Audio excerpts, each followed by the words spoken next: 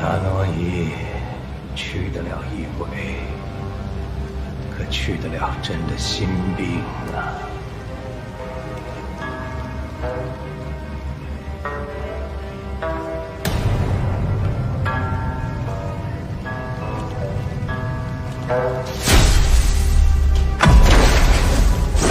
有刺客！有刺客！看！护驾！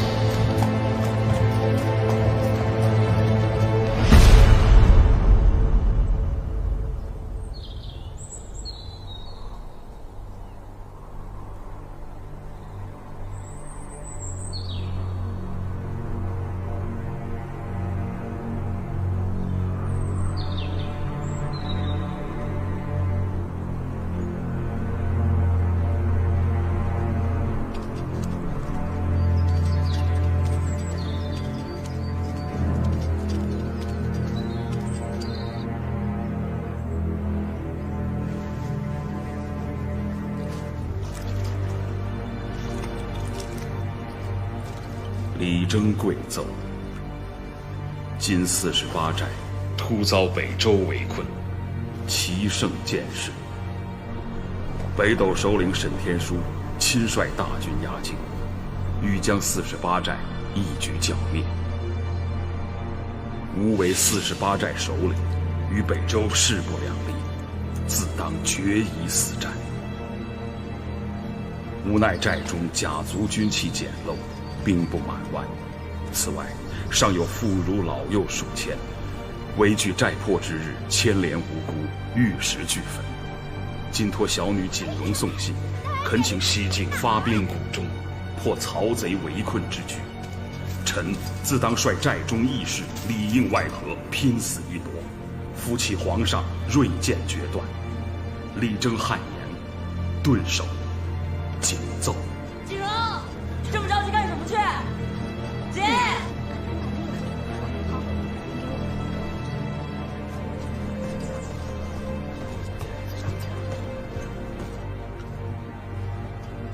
哎，大小姐，小心儿！哎，和气生财。不生财，我生气。爹，我都把他胳膊卸了，他还要给我克。你呀你！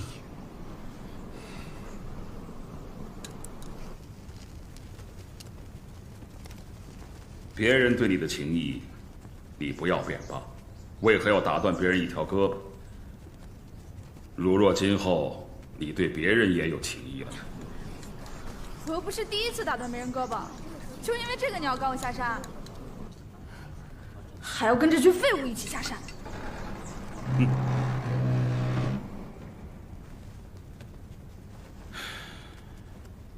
有师傅知分寸，有敌人知高低。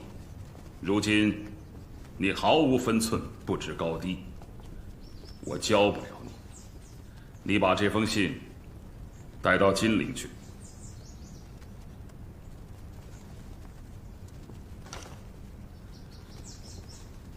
阿存会替我管教你的。我不去。今日你若赢了，便可留下；否则，就下山送信。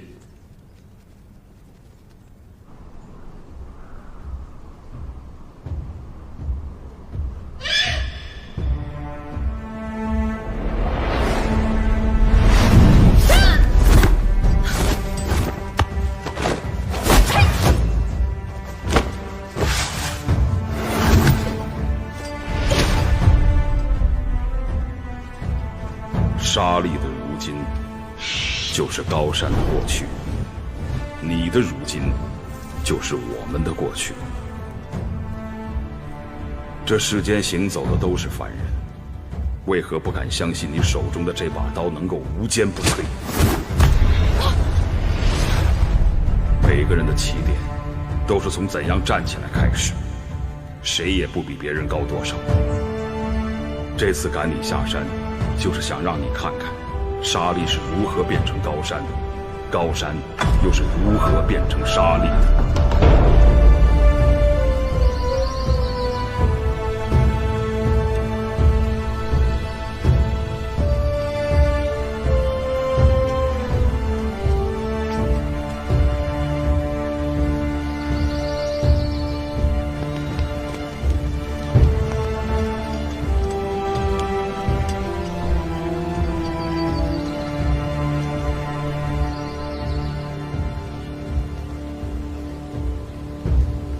放这大路不走，爹为什么非要我们走小路？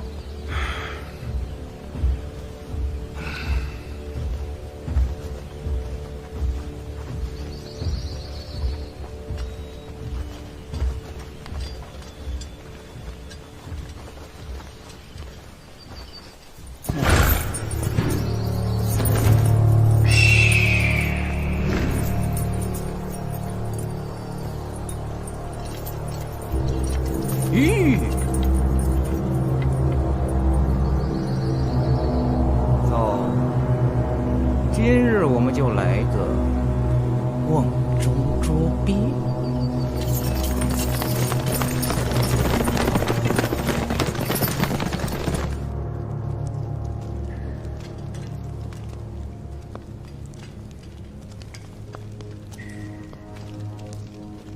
么地方？这是去哪儿啊？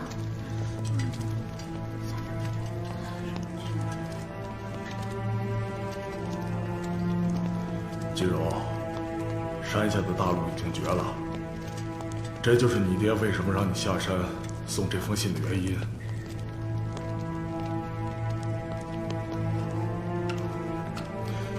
哎，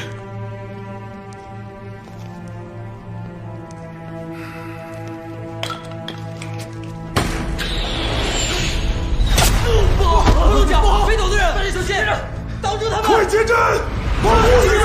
大小姐，快接阵，快！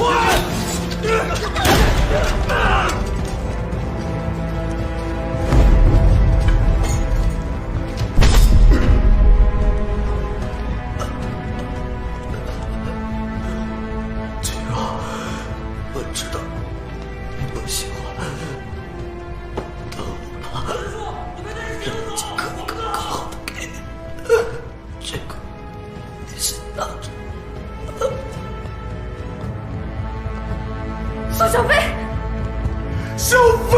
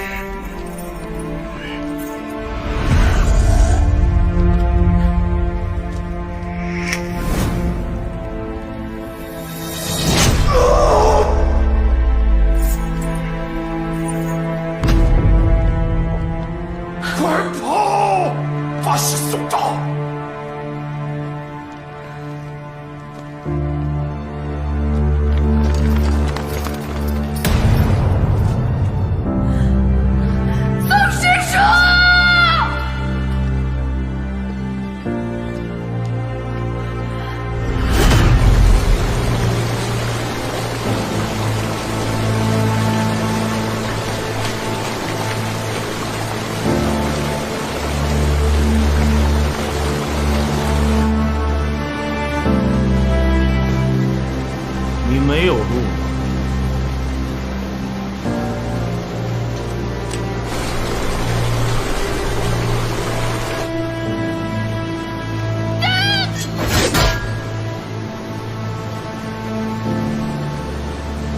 你就是北斗之首沈天书。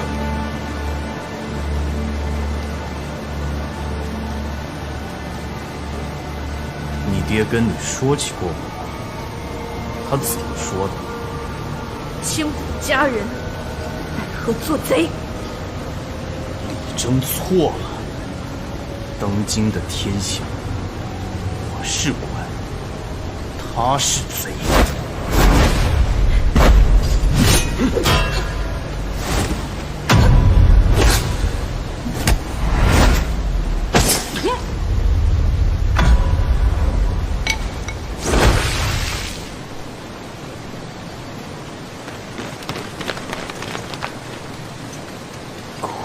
容首，段九娘。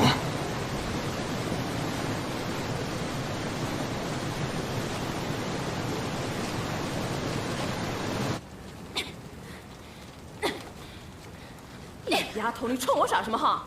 有本事回去宰几条北狗看看！我48寨多年与世无争，怎么突然招来了北狗？是不是你？放屁！一天当年斩草不除根，非要留沈天书一条狗命。如今曹贼执政，他狗仗了人势来咬人，与我何干？再不寻旨养吻，听见没有？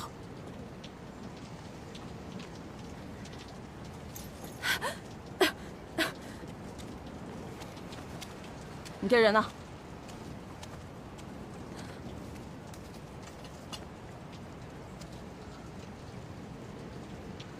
拔刀！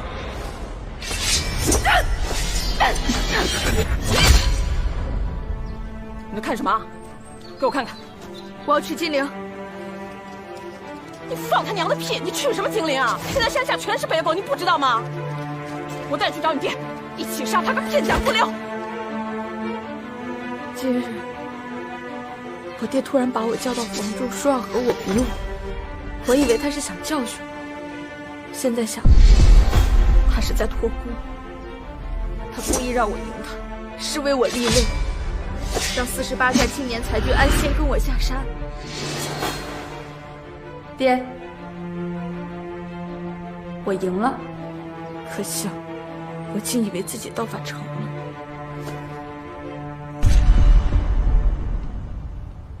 托什么孤？把信给我。我轻敌大意，他们却为保护我而死，已经错了一步，不能步步都错。我凭什么听你一个野丫头的呀？回来！48寨易守难攻，即使7名北斗旗帜，一时之间也攻不进去。你守着我爹，2月之内，我必带救兵回来。真是祖传的不识好歹。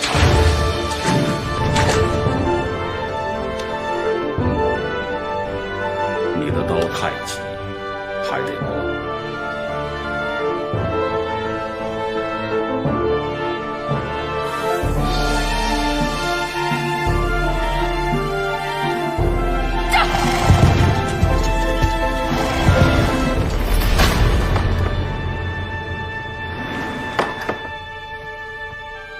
你怎么知道有人来了？臀上六，乘马班如，气血连如。故人到访，有缘则度。但是那个沈天书可不是个什么善茬，若在你的奇门遁甲阵里被拦得太久了，怕是会放火烧林。水里泛青苔，天有风雨来。它烧不起来。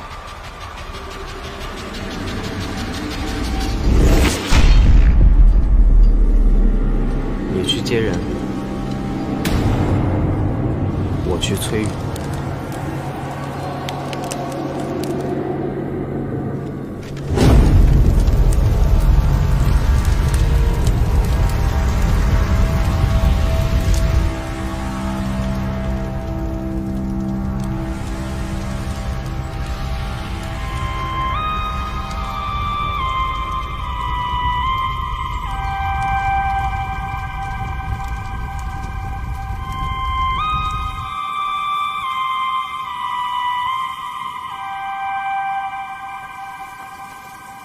大人，你看这石头，小的每跪一次，就在上面刻一道魂。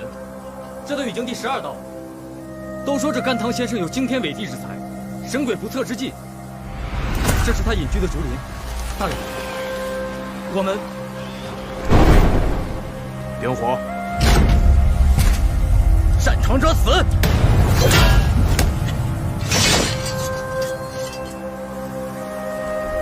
沈先生，旗之一道，黑白分明。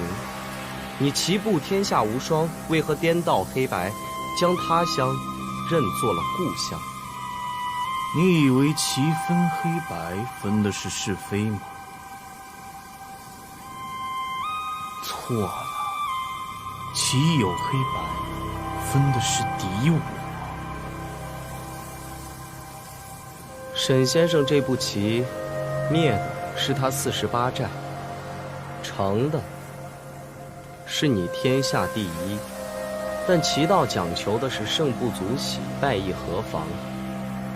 沈先生得失心如此之重，离高手境界还差之千里。闭嘴！放火烧林。是。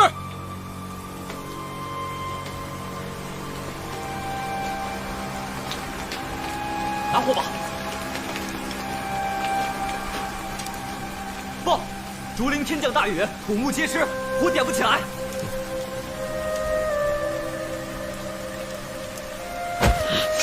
放心，3个弹指间，他自会退。3、2、1。报！陛下有要事，召大人速速回京，不可耽搁。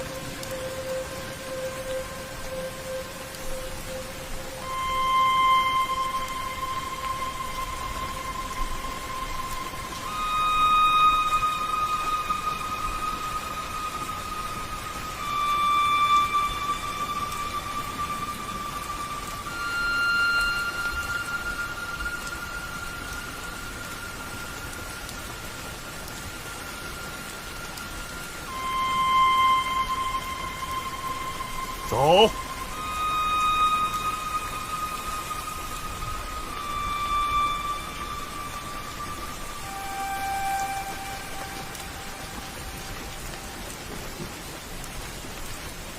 神救回来了，救回来了，是锦荣。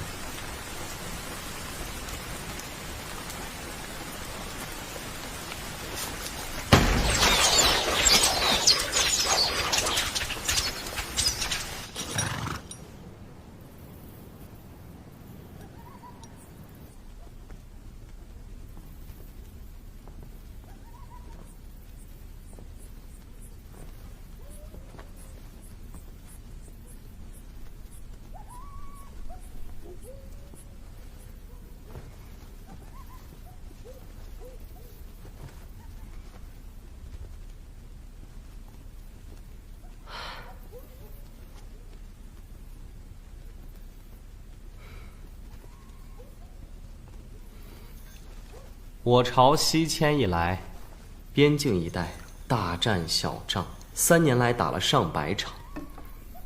陛下年纪尚幼，我朝根基不稳，民生多艰，只得不重兵于长江沿岸，防北周铁蹄西进。曹仲昆命北斗围攻48寨，意在府邸抽薪。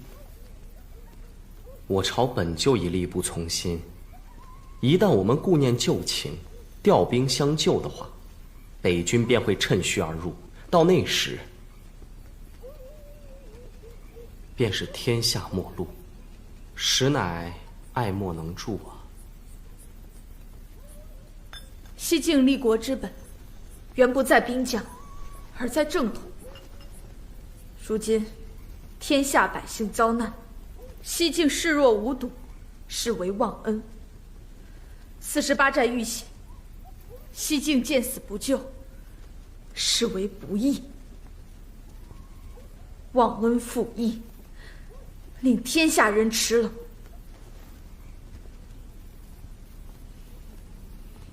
又谈何正统？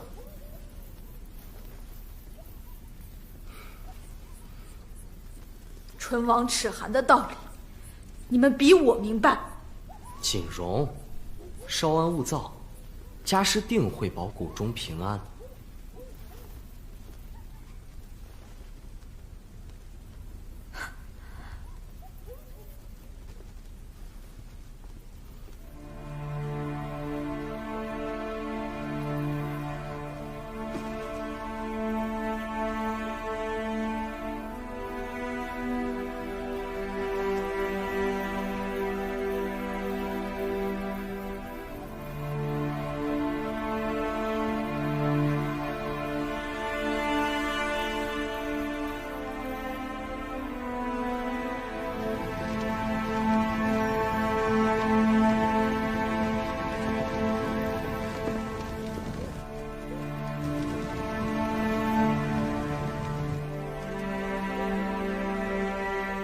平安就算了吗？北赵围我家寨，杀我父老，扰谷中千万生灵，一个平安就接过去了吗？你要什么？48寨，有恩必还，有仇必报。我要他的命！48寨一日不除，北周一日难安。李家父女一日不死，先生到底意难平。但以48寨为敌，就是与天下英雄为敌。陛下不是让先生按兵不动，而是不要轻举妄动。可我已经没有回头路了。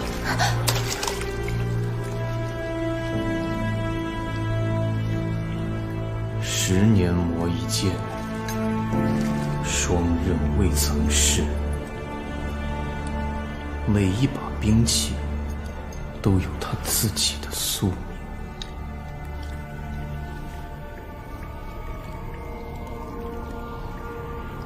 去吧。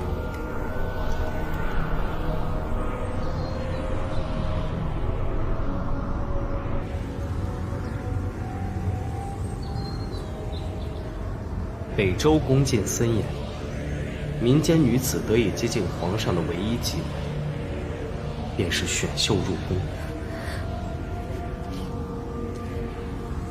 害怕的话，我替你去。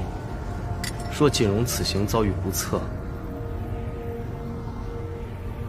我朝定令天下英雄持老，又何谈正统？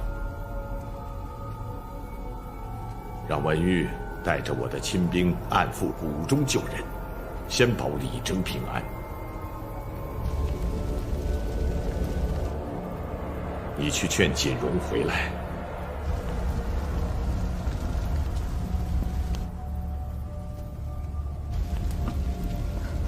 进了宫以后，身子就不是你自个儿的了。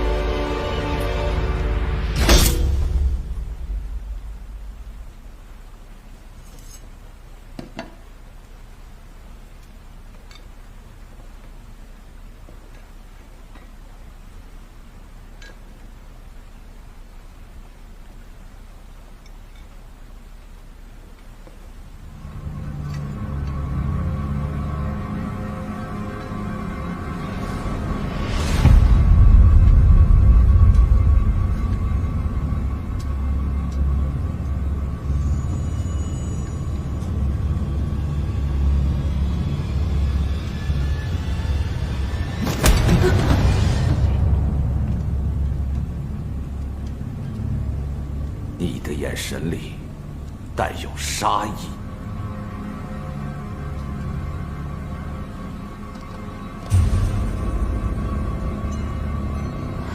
不过我喜欢。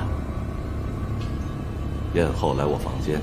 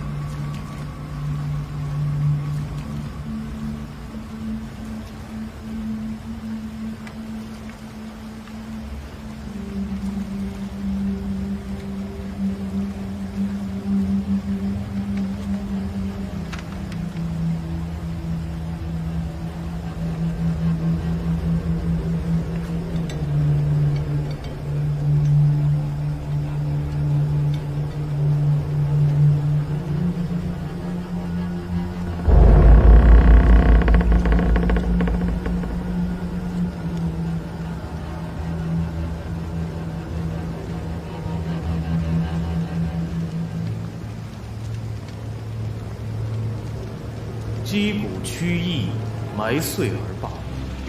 镜中承此大挪移，逐尽英气，为杨导矣。49日之后，定保陛下龙体安康，福寿无疆。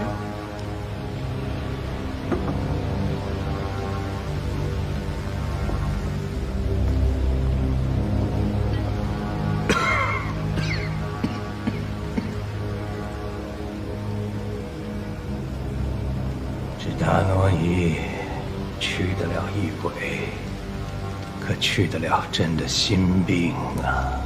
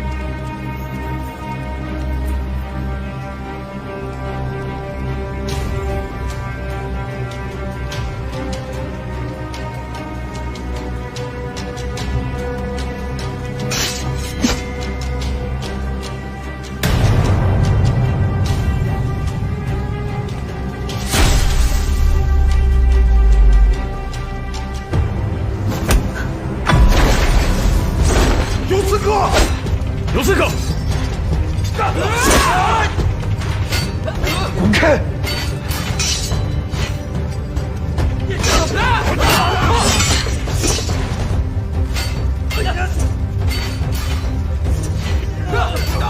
护驾！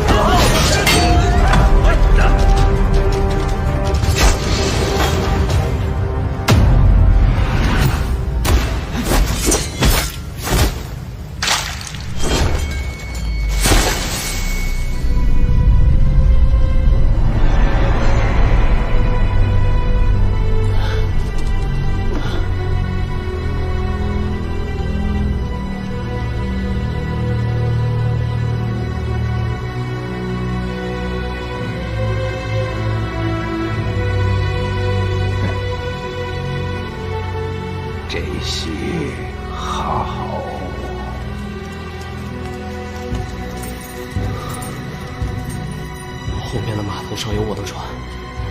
来的时候，我把北斗的船桨都割断了，他们一时追不过来。那你呢？你先走，别管我。不行，我48寨有恩必还，有仇必报。你今天救了我的命，我必须还。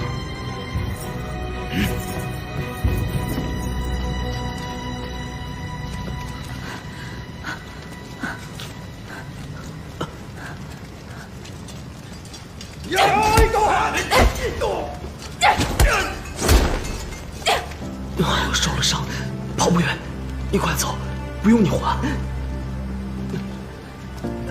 阿存，你别忘了，我从小最讨厌的就是欠债。你这条命，我今天非还不可。走，解放，快！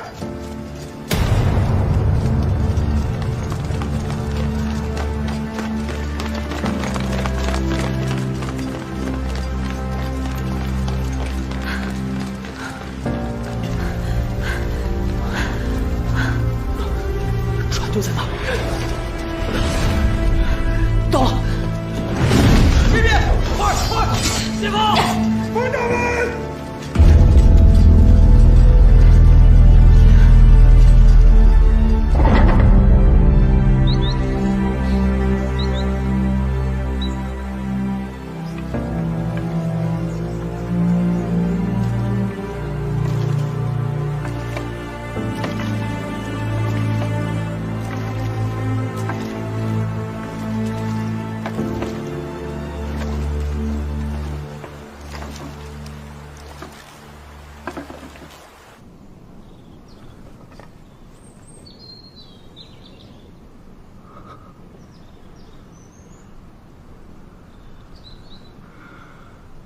你们说，他为什么要杀我？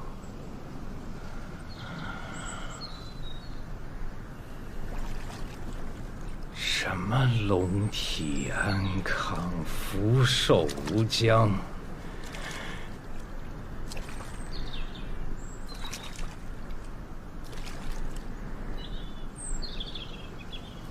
西晋赵渊不过10岁。碌碌无为，却天下归心。我呢，因内乱攘，外夷治水患，安流民。我一手镇住了北周江山，可到头来，他们叫我北狗。北狗。陛下苦心孤诣，功在千秋，又岂是这等山野小民能体会得到的？陛下又何必归罪于己身？臣听闻，法令行则国治，法令迟则国乱。陛下，行祀圣驾，按律当诛9族，悬首于城门，以警世人。请陛下勿失一时小会，而废一朝法令。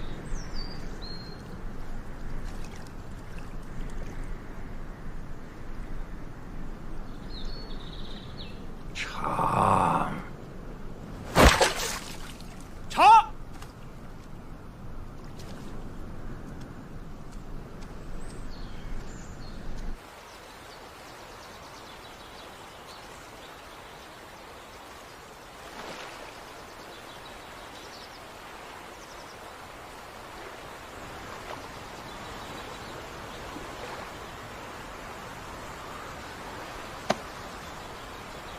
我说了要还你一命，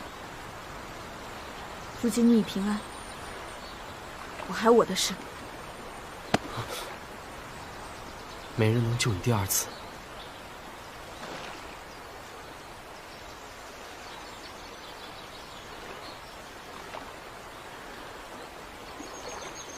你本不必来救我。小时候，李叔也本不必救我。那就扯平了，以后我的事你别再管。我也不想将你们西境牵扯进来。告辞。边境打了多年，如今曹仲坤抱恙，西境好不容易有了喘息之机，没人愿意接着打。如今沈天书于48寨之下按兵不动，我们会去从长计议，事情定有转机。我书读的不多，但爹讲过一个故事，我倒一直记得。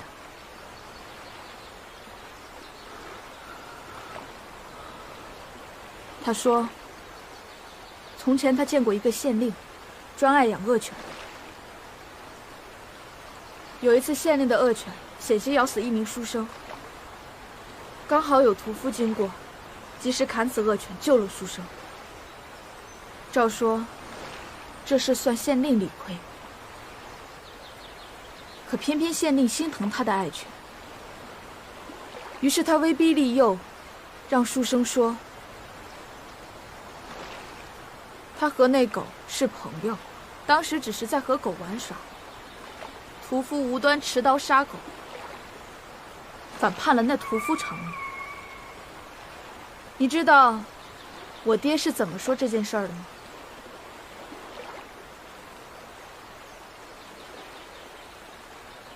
仗义每多屠狗辈，负心最是读书人。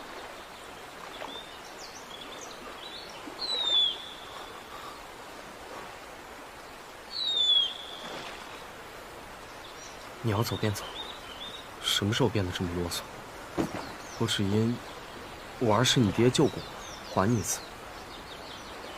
你赶紧走吧，让人看到我朝的丞相门生和一女刺客在一起，有辱师门。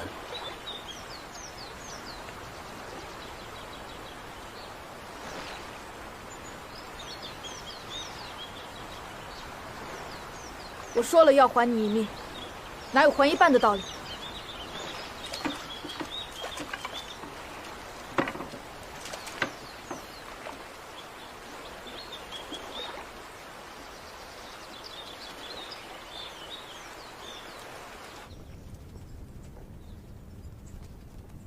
陛下，这是48寨独有的兵帖。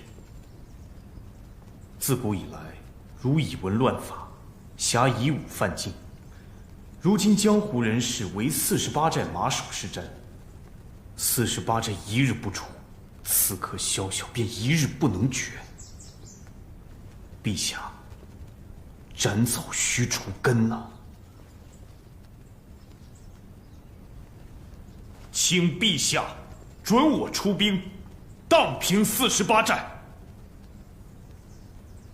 荡平48寨，你是让朕与天下英雄为敌呀！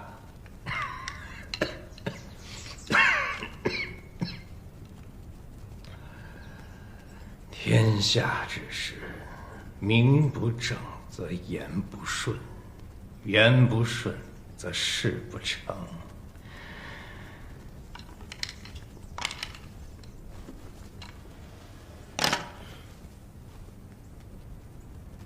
他力争一世清明，你凭一根发簪就要绞了他，事出无名，你让朕何以号令天下？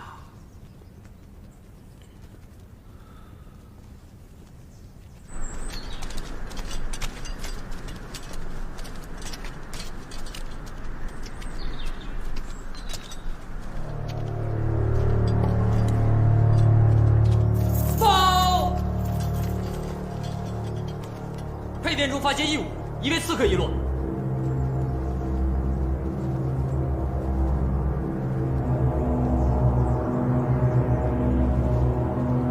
这个女人我见过，千真万确，就在后厨。臣求天机也在48寨后山山洞中见过此物，为李景荣遗落。陛下，此女正是48寨匪首李征之女，李景荣。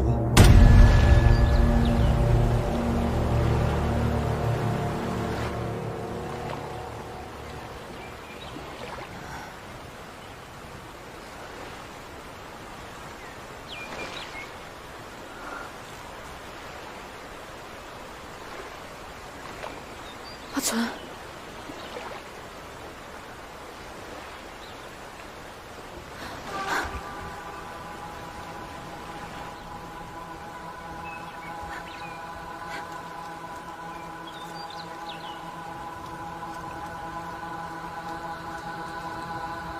阿存。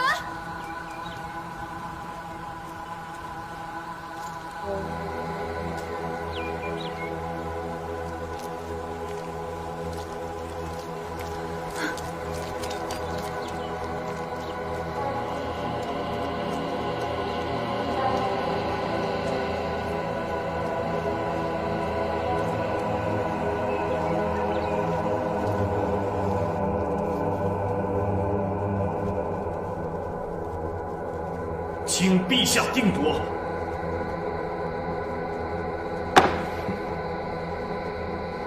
雍平年间，朕还未登基，斩了朝中几个逆臣，一时间人心向背，有刺客杀到御前，是沈爱卿替朕打了这一刀。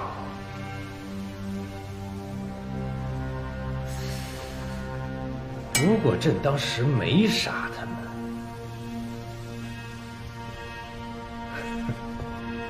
沈爱卿一片赤诚，如朕必罢。这次不要让朕失望。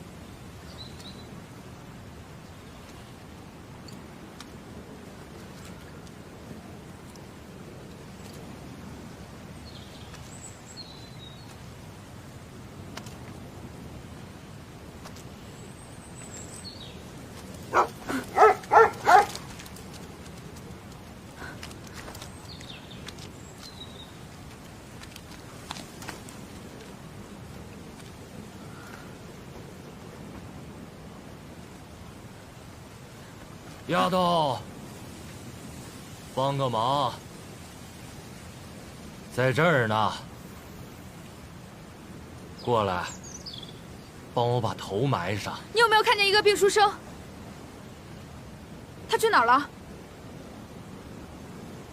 你帮我把头埋上，我就告诉你。我埋上了，你还怎么告诉我？我告诉了你，你不埋我可怎么办？何必那么费劲？想死，我一棒子敲死你岂不方便？万万不可！你杀了我，我师妹会杀了你的。疯子！你别走！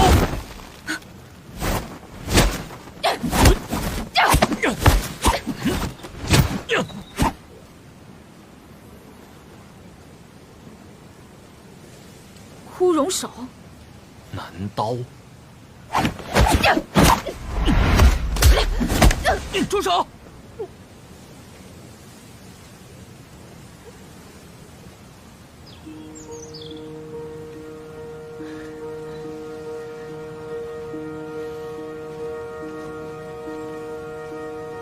这位段大侠救我上岸，将我带入村中。他是段九娘前辈的师哥，也是你父亲的老朋友。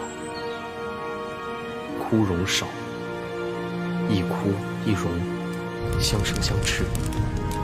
段大侠练的是荣劲，因无枯劲加持，心脉受损，日渐疯癫，滞留在了这村里。机缘巧合，竟救了你我一命。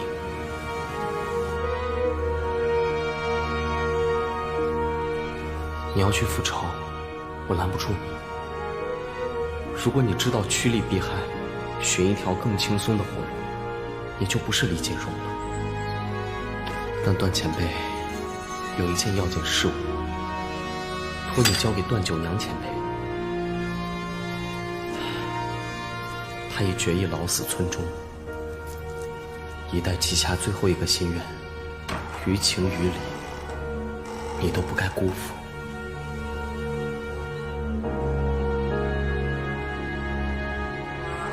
献祭你已平安，告辞。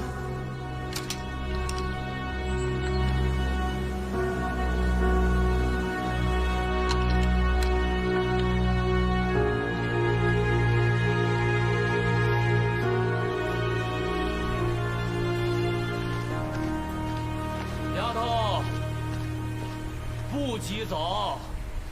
不买。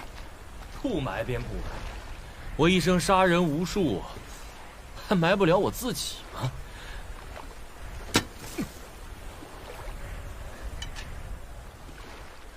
丫头，接着。这是塞外阳穗，名为琉璃珠，状如水晶。日正午时，以珠成影，取爱成之，即引火出。你回去见到我师妹九娘，把这个交给她，就说是你爹给的。你为什么不自己给他？这村子就是我的留谷地，我出不去喽。你为何这般着急寻死？我在这儿陪我的朋友们，还有九娘，我要等她回来。我不想死，寻死的人是你。我有我该做的事，只要死得其所，便是无憾。可惜了姓周的那个小子对你的一番苦心喽。你什么意思？还有李正那个老儿，琢磨了一辈子的刀法，到头来一双儿女，一个比一个愚钝，不传也罢。放屁！你懂什么是仇吗？别人为了你一个破寨子，你就苦大仇深，真是莫名其妙。不是我要杀他，而是他要回我的家。48寨是我爹一生心血，不该就这样完了。枯荣首独步天下，也不该就这样烟消云散。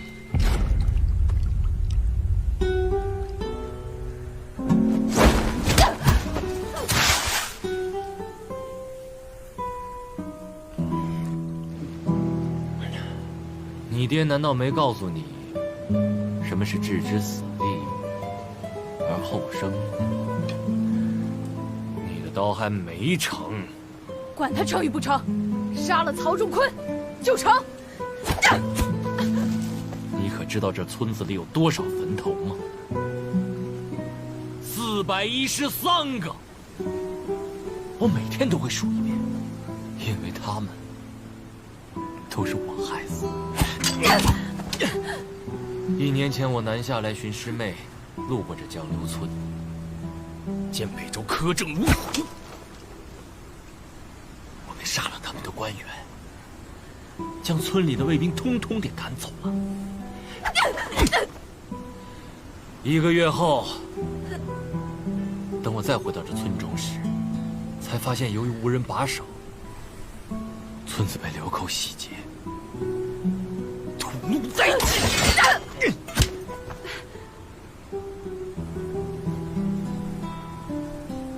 从此我发誓，再也不杀人了。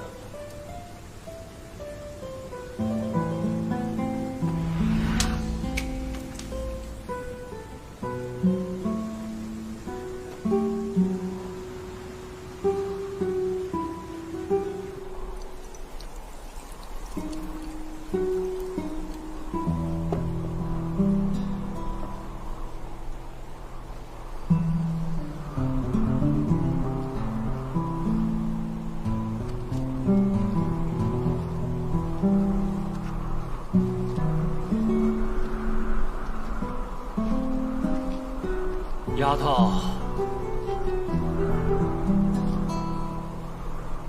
我不过杀了一村之长，你若杀了一朝之主，这天下又该当如何呀？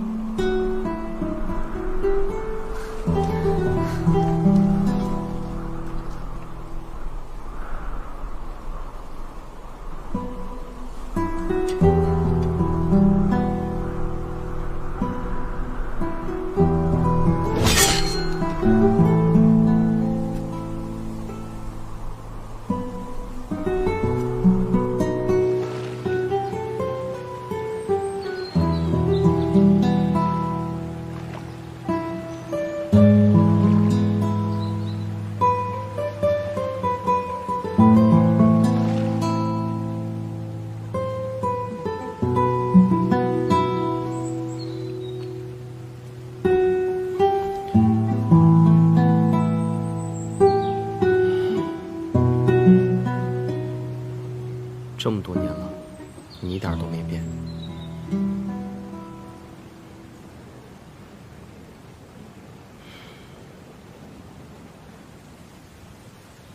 还记得48寨后山上有个狼窟吗？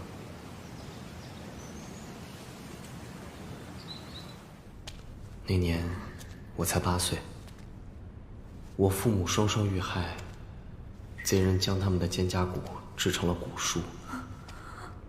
我为他们收尸时，连一块完整的骨头都找不到。我从小只读45经，没见过你们这些高来高去的武林中人。我与你们玩不到一块儿去，整日只想念爹娘。直到有一天，他们将我骗到后山的狼窟里，在黑暗里，我又见到了爹娘肩胛骨制成的那把骨梳。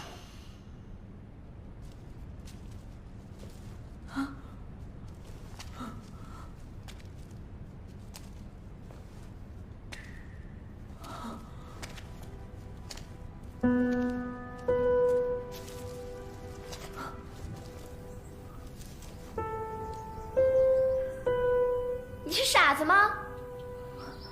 快上来！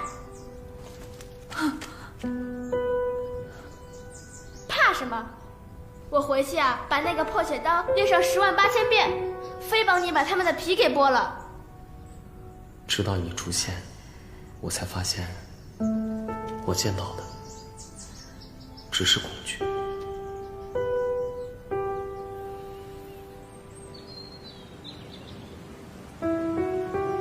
那个时候，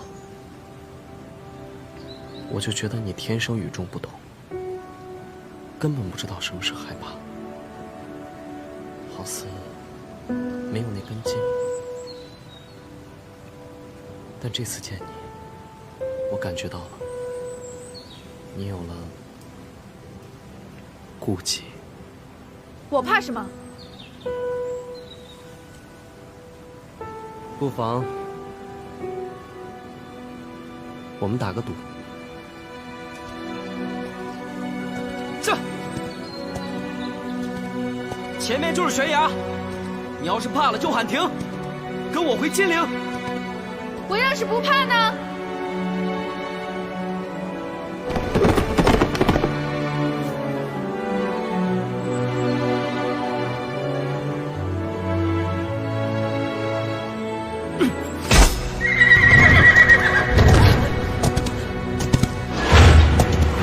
那你就当没见过我，去做你想做的事吧。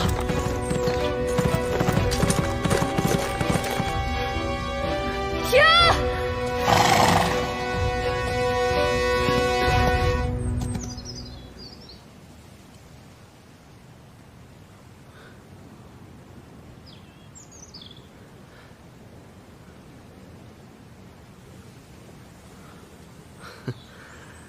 你输了，你还是害怕，怕摔下去，粉身碎骨。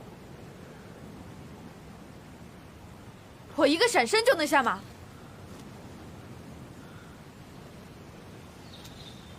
那你怕什么？你，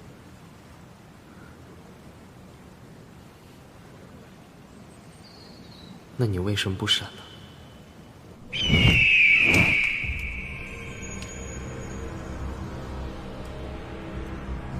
看来李景荣就在附近。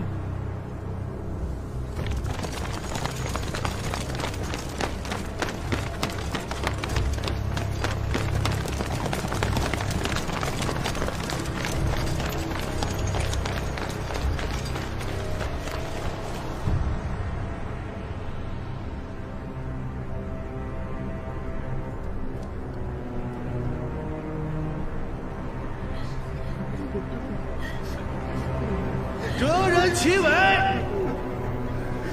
陆阁仙幡，马革裹尸，碧落黄泉，恭送寨主英灵。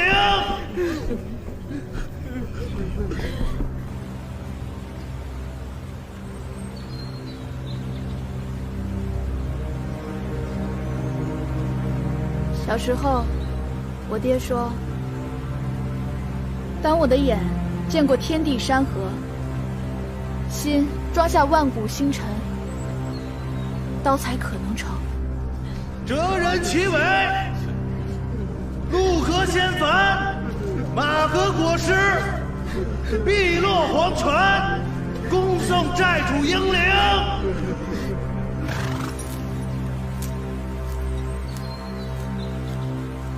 下山后，我见到的沧海横流，四野鬼哭。我想杀了曹贼，结束这一切。你们所有人都告诉我，这一切没这么简单。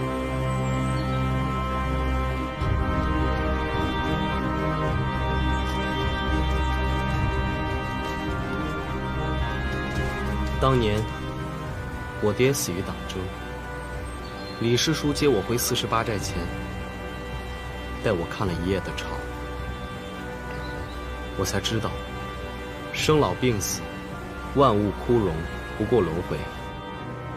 曹贼也罢，正统也罢，在万古青史中只是过眼云烟，真正不朽。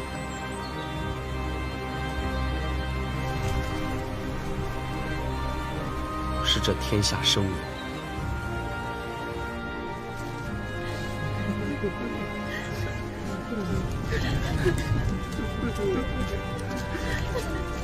段前辈，山下全是北斗，你这是送死啊！段前辈，我就这一条命，杀一个是一个，杀一双赚一双。景荣还在山下，方少剑告他爹死了，赶紧回来复仇。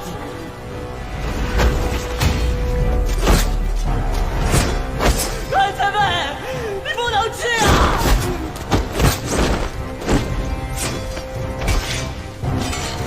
在山上时，只觉得自己天下无双；下了山才发现，自己不过井底之蛙。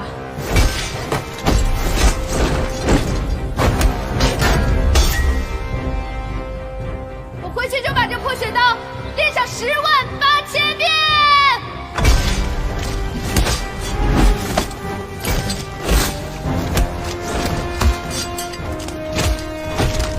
愿赌服输。走吧，我们回家。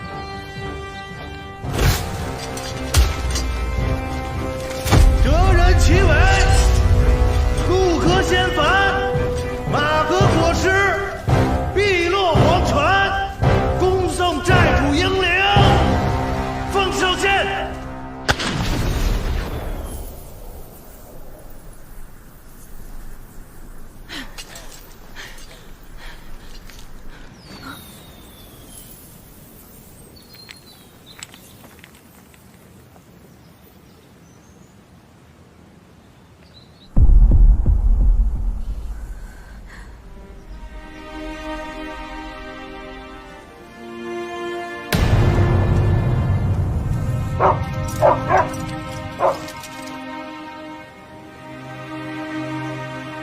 锦荣，跟我回去，我们从长计议。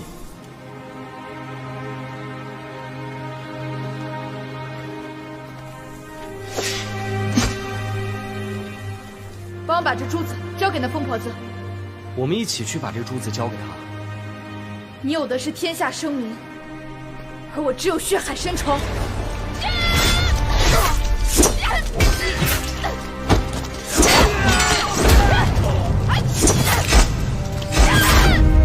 我知道我劝不住你，答应我最后一件事情，将这个珠子带在身上。有朝一日，你亲自交给九娘。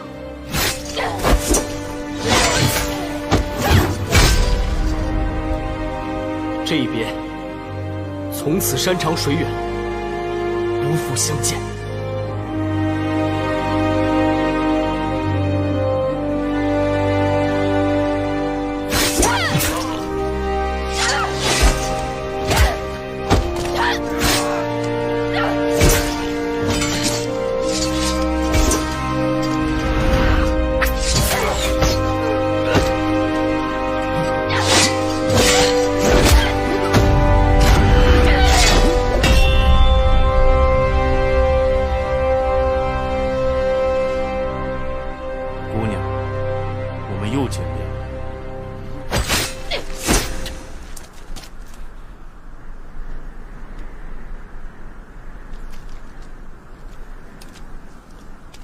看来这次是留不得你。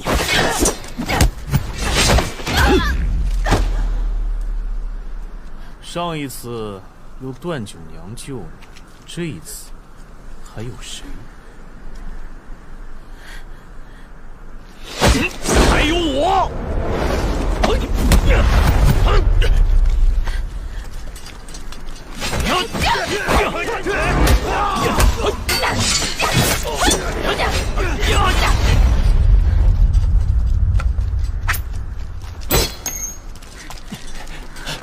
别再跑了！别动！不用追了。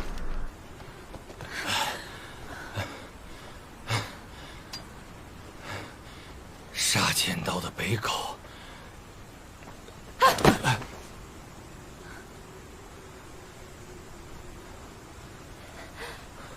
怎么回事？好你个连真，满身是刺。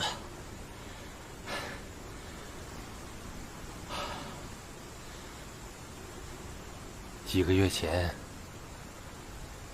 我听说九娘要嫁给李征，但她的嫁衣上少了一颗扣子。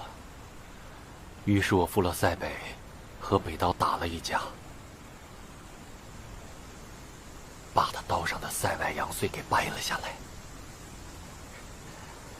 我知道这样。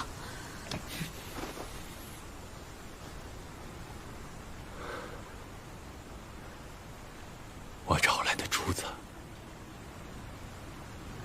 他肯定不喜欢，你就骗他，说是你爹给他找来的。他常骂我颠三倒四，不要告诉他你见过我，让他以为他师哥还在关心逍遥快活好了。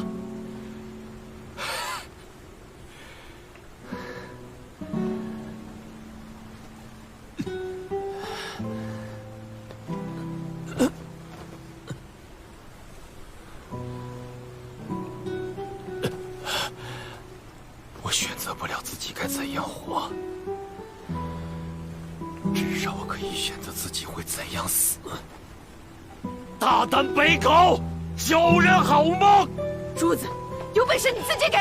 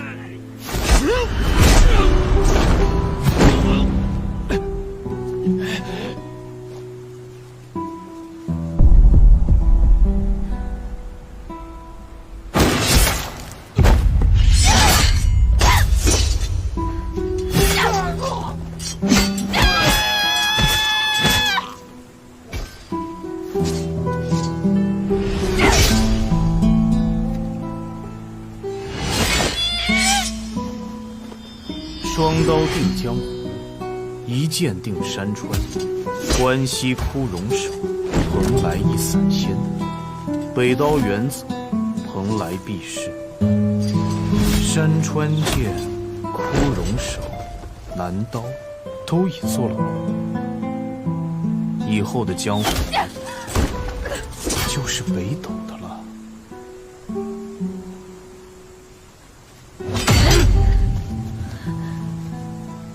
再也不杀人，我做到了。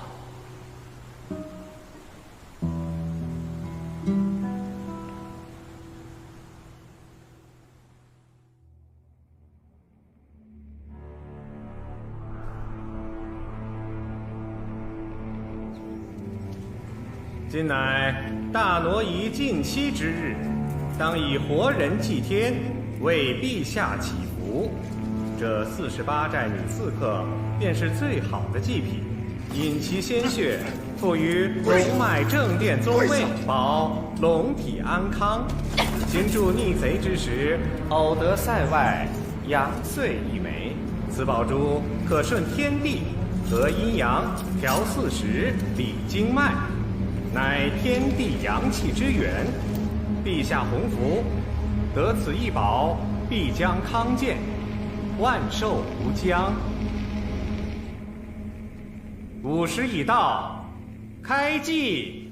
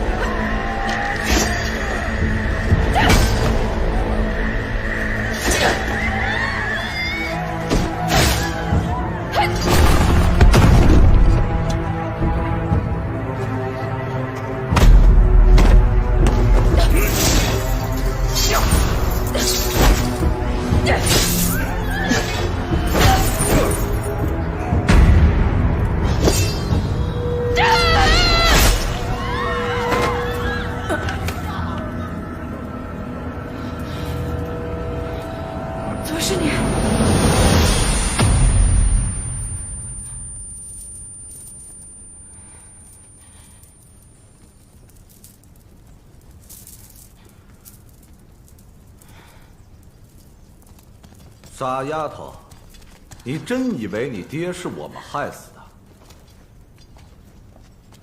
你怎么不好好问问他？他们说的没错，我少年成名，因此得罪了不少人。有一次被人围攻，你爹救了我，照理我应该喊他一声前辈的，可他待人却细心的要命。我喜欢他，他却知道我是胡闹，说什么忘不了忘记。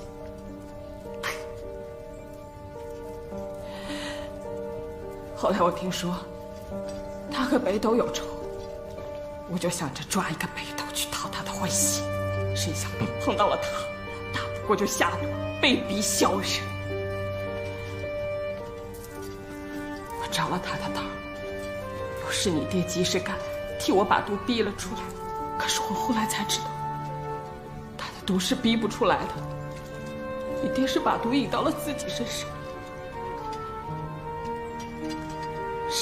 千刀的北阁，知道你爹中了毒，这才敢大肆围攻48寨。今日我要你血债血偿！不要，疯婆子，你不是说过嫁衣上插了一颗扣子？我爹给你找来了，你不要吗？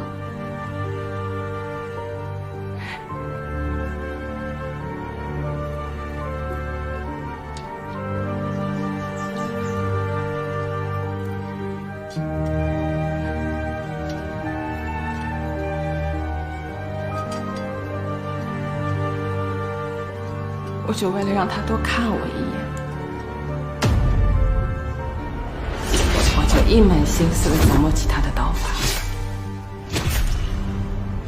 我想自创一套功夫，专门克他，最好能把人抢回来。于是隔3差5就要去一次谷中，去一次败一次，败一次去一次。打算就这么耗一辈子了。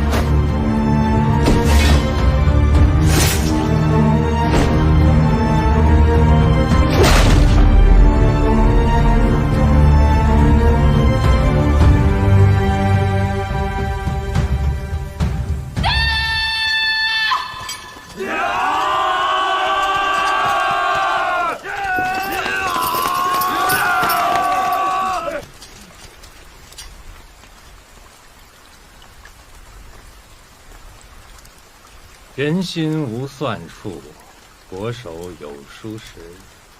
沈爱卿，这一局我赢了。陛下神算，臣愿赌服输。臣这便去传旨。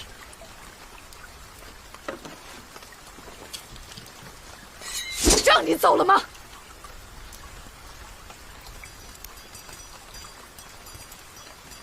今日，朕与沈爱卿赌了一局棋，赌他今日斩不了你。若朕赢了，他便要把这盛世传了。你不好奇这里面写的是什么？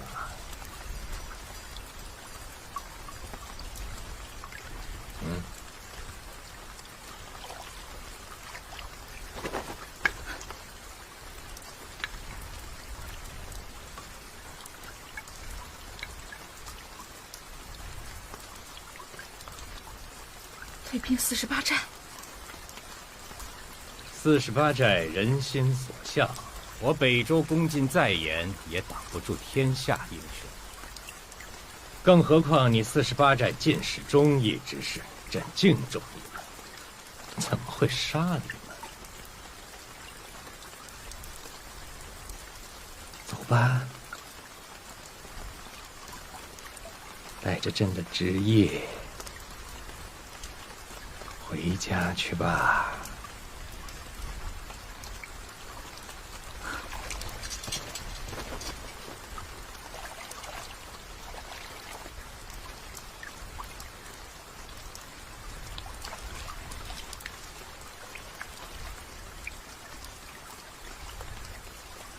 原来你从头到尾都没有想要杀我，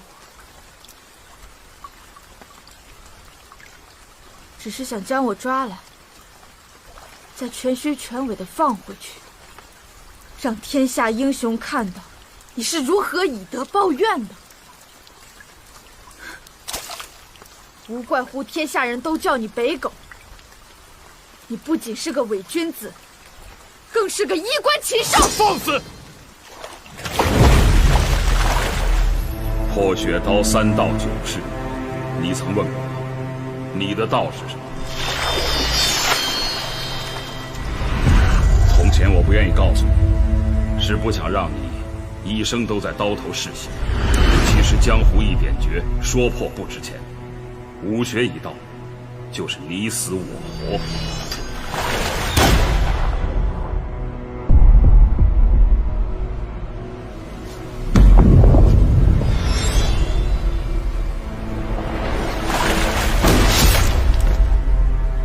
当你把自己逼上绝路，发现除了手中的刀，再没有什么可依靠的了。到那时，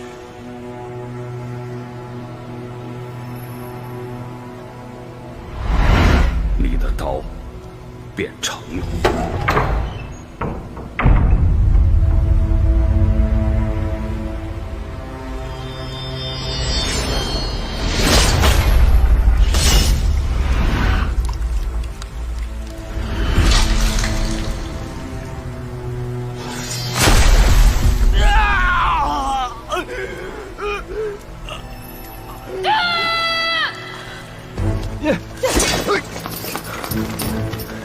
我爹死了，阿存也没了，宋长跟小飞段大郎都不在了。一路走来，我才明白，破雪刀无匹的刀意，不是世间无敌，而是再没有人在我左右，我的刀剑只能向前。48寨的性命你都不要了吗？是全身而退，还是同归于尽？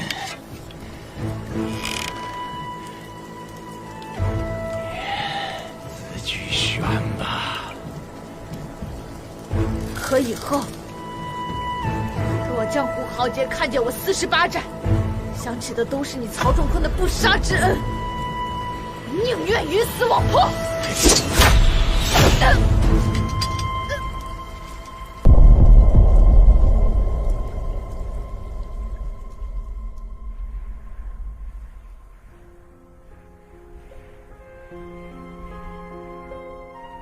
丫头，你看，这是北刀刀柄上的塞外阳穗。你爹一直最知道我喜欢什么。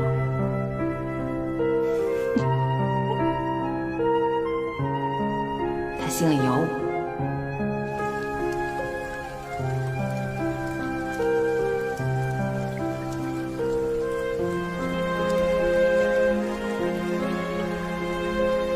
恭喜！你的破雪刀成了。曹仲坤，是全身而退，还是同归于尽？啊，你自己选。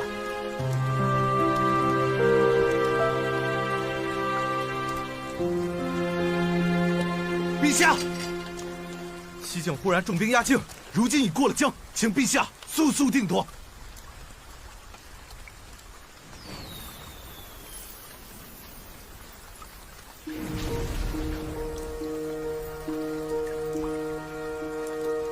我以前有一个师哥，他告诉我，世上最难，莫过于两情相悦。难上加难，便是长相厮守。锦荣，你不是被他放出来的，而是我周一堂亲手赢回来的。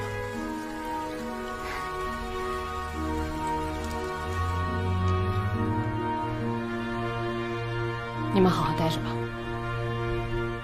你爹的车还得由我这个小娘来跑。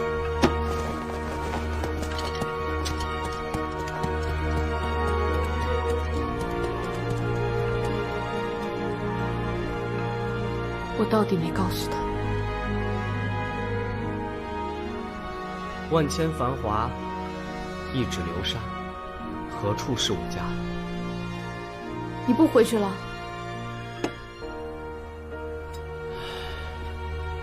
来旧都之前，我到了老师兵符，征调5万精兵前来救寨。为此，我自废武功，叛出了师门，才证实此事与西境无关。我已无家可归，今后只能指望大王你收留。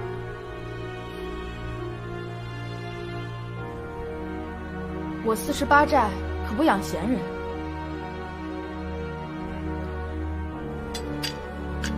如今你刀成了，不知我有没有这份荣幸，做你的刀鞘？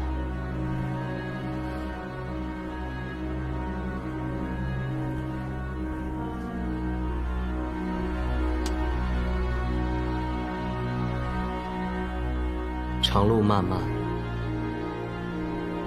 终有一归。我们回家了。